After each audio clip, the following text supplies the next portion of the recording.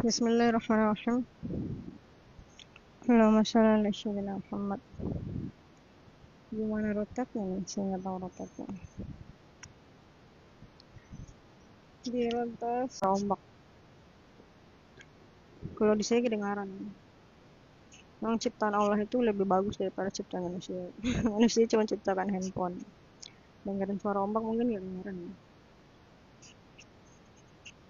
Ya, sudahlah. Hari ini bahas apa ya? Tapi enak juga di sini, sepi di sini. Sepi. Cuma ada ikan ya. Ikannya nggak kelihatan. Kalau mata saya kelihatan, mata ciptaan Allah kelihatan. Kamera ciptaan manusia nggak kelihatan. Kecuali kamera yang bagus mungkin ya. Kalau kamera yang lebih bagus lagi mungkin bisa kelihatan. Tapi ya saudara, kita memahami bahwa apa yang Allah batasi itu adalah anugerah, kan?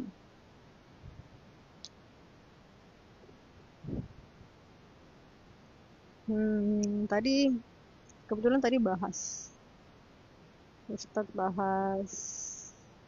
Palestina bahas banyak ulama-ulama yang mengatakan bahwa perjuangan orang-orang Gaza itu salah ya, karena mereka lemah. Jadi orang-orang lemah itu nggak boleh berusaha. Dan Ustadz itu langsung bilang ini Ustadz ulama-ulama ulama-ulama salah. Benar, memang apa ya?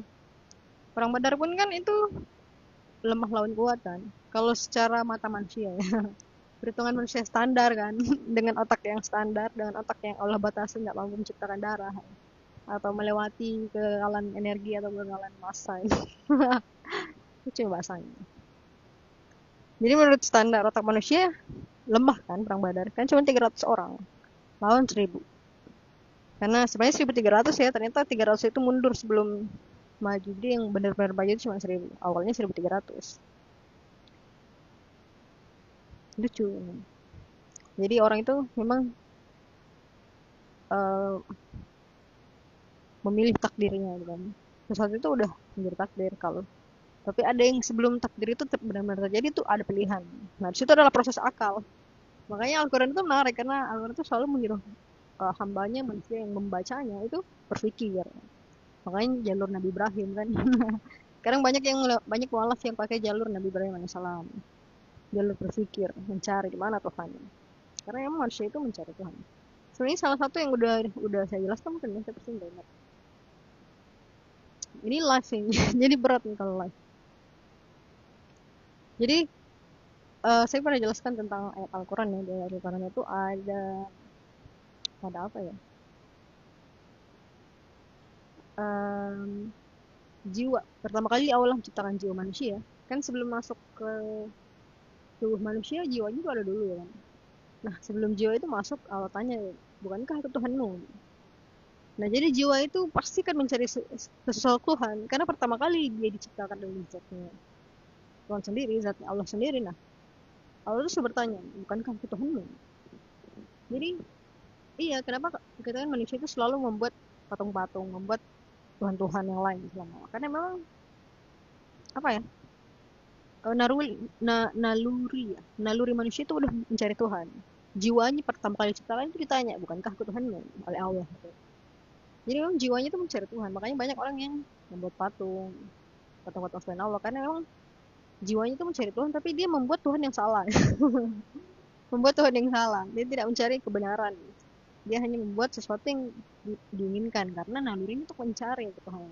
Makanya ada jalur yang benar untuk mencari Tuhan itu. Nah, seperti yang dilakukan Nabi Ibrahim alaihissalam. Udah mau pulang saya Allah. Jadi sebelum menunggu bencana ini. Makanya saya bilang Allah itu maha rahim. Kemarin saya curhat sama teman. Saya bilang, kenapa ya Allah manusia ini bodoh sekali. Bodoh sekali. Mereka bodoh karena mereka melakukan kejahatan. Tidak sadar bahwa kejahatannya akan dibalas. Mereka bodoh karena mereka membiarkan kejahatan. Mereka pikir dengan membiarkan kejahatan mereka nggak berdosa. Sama ketika kamu tidak mengirimkan pasukan perang untuk genosis Gaza. Itu kan artinya membiarkan. Jawaban yang paling tepat atas pertanyaan genosis Gaza ya pasukan perang. Yang lebih tepat dari itu. Justru ketika kamu beralih ke yang lain selain pasukan perang itu biayanya lebih mahal. Justru kalau kamu membiayai pasukan perang itu lebih murah, lebih murah sebenarnya. Aduh, tapi ya sudah. Saya bertanya, ya Allah, kenapa manusia bodoh sekali ya Allah. Umat muslim ini juga bodoh. Karena mau diperalat oleh pemerintah-pemerintah munafik dengan kaum-kaum munafik. Justru memberikan profitnya untuk kaum-kaum munafik. Sudah tahu itu musuhnya. Dia memberikan profit ke musuhnya sendiri. Nah, karena kan dia nggak sadar bahwa itu musuhnya. Itu kalian harus paham kenapa pemerintah, bahkan pemerintah munafik ataupun Zionis sendiri, itu mencari tahu gitu. Mencari tahu, bukan mencari tahu ya, mencari alasan. Sama ketika dia membunuh Charlie Kirk. Dia membunuh Charlie Kirk karena dia mau membuat alasan baru. Sekalian menumpas orang lama yang pindah haluan. Karena dulu Charlie Kirk itu kan pendukung Israel ya, tapi dia pindah haluan akhir-akhir ini. Bunuh. Mulai orang orang yang mendukung Zionis sekarang ketakutan pasti. Nanti kalau dia tiba-tiba pindah haluan, wah bisa dibunuh dia. Cuma buat alasannya kan. Ngeri nggak tuh? Ngeri lah itu orang jahat. Orang jahat didukung. Tapi ya sudah. Nah, bahas apa lagi nih? Bahas apa kita ya Allah? Hmm, saya ingat ya waktu kuliah itu. Jadi di kehidupan saya itu banyak banget hal-hal aneh sih. Hal mistis, mistis nggak ya bisa disebutnya itu? Waktu itu ada dari orang luar gitu kan. Kalau nggak salah dia memang bagian yang membawa apa ya Islam hilafah ya, dia bahas-bahas hilafah kalau nggak salah. Waktu itu saya mau berdiskusi kan, tapi tiba-tiba kenapa mataku tertutup, nggak bisa kebuka, terus kepala aku tertunduk berat sekali, berat itu sampai saya harus tundukkan ke meja gitu. Teman-teman saya lihat pasti, dan saya waktu itu mereka masuknya dalam kelas kan diskusi, satu orang aja dia berani dia. Tiba-tiba saya mau berdiskusi tapi mata saya berat banget, nggak bisa kebuka, kepala saya berat ya. Tertunduk ke tengah kayak tidur tuh. Oh, nggak bisa ditahan.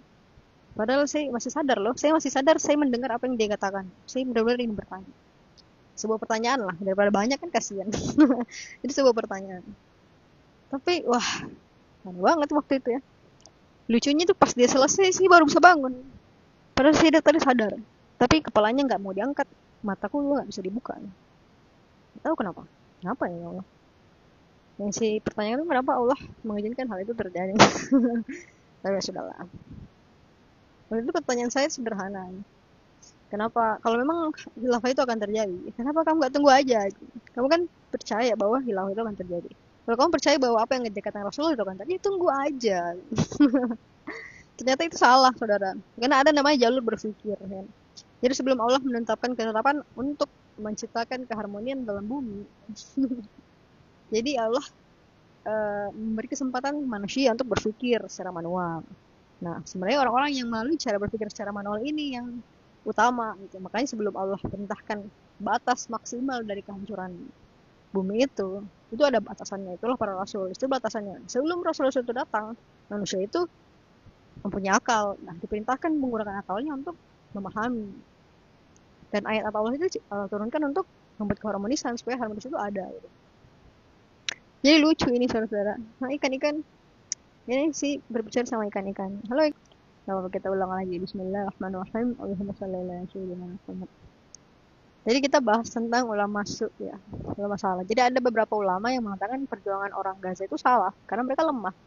Padahal orang Badar itu kan lemah karena 300 lawan 1000. Tapi Rasulullah diperintahkan untuk itu. Jadi ini bukan masalah lemah atau kuat, ini masalah pemikiran. Abang kamu percaya dengan Allah? Kalau kamu percaya dengan Allah, selemah apapun kamu ya maju. Ini gitu sederhana. Sebelum kedatangan Allah itu datang. Nanti Imam Mahdi sama Nabi Sallallahu Alaihi Wasallam itu kedatangan Allah di batas maksimal. Berarti yang kalian lihat Zionis melakukan pembantaian ini bukan belum kekuatan maksimal mereka nih, belum. Nanti pas datang Imam Mahdi.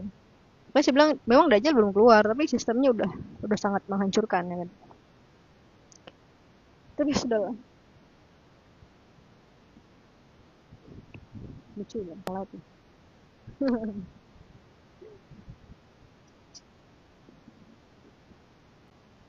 Jadi ya selama Allah masih memberi kesempatan ya, sebelum bencana itu datang.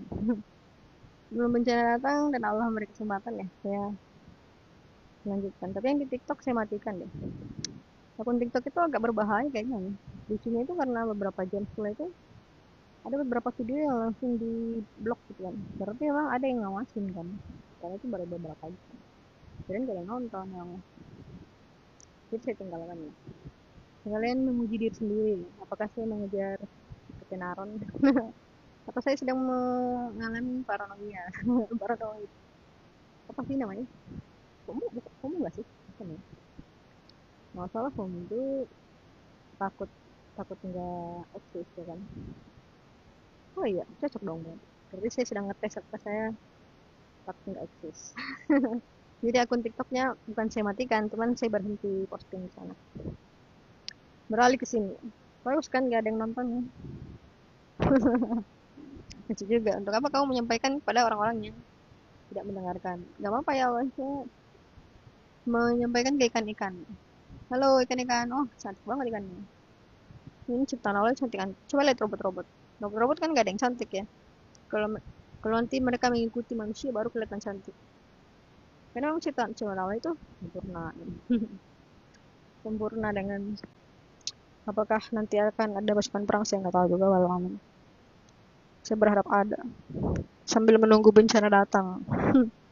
Sambil menunggu bencana datang kita menyampaikan supaya umat muslim bersatu dan membuat pasukan baru. Sesedikit apapun kamu. Nggak usah ajak-ajak kaum munafik, nggak usah lah. Atau umat Islam yang lemah, nggak usah juga. Yang kuat-kuat aja. Siapapun yang terpanggil. Bahkan kalaupun saya nggak ikut juga nggak masalah. Tapi sebenarnya saya mau ikut, ya. Saya mau ikut. Berikanlah raga ini dimakamkan di Gaza gitu. Ya Allah, kalau bisa di Gaza aja ya Allah. Gak apa lah, saya sebagai penasehat ya. Karena kalau otot, saya nggak punya otot. Jadi Allah itu nggak adil ya kan. Kita diberikan otak tapi kita nggak diberikan otot. Oh ini tadi yang saya mau jawab. Berarti yang terakhir benar kan. Habis ini saya pulang. Saya pulang ya ikan-ikan ya. Halo ikan-ikan. Jadi ini yang terakhir ya. Ketika saya berkata bahwa manusia itu bodoh sekali. Tapi kembali ke alihlah slide pertama ya. Qul huwallahu ahad. Allah itu yang satu, Allah itu yang mula-mula. Kalau Allah yang mula-mula berarti segala ilmu itu berasal dari Allah. Nah, kalau kamu nggak diizinkan Allah untuk memahami ilmu itu, apakah kamu berpikir kamu akan tahu bahwa yang mereka lakukan itu adalah sebuah kebodohan?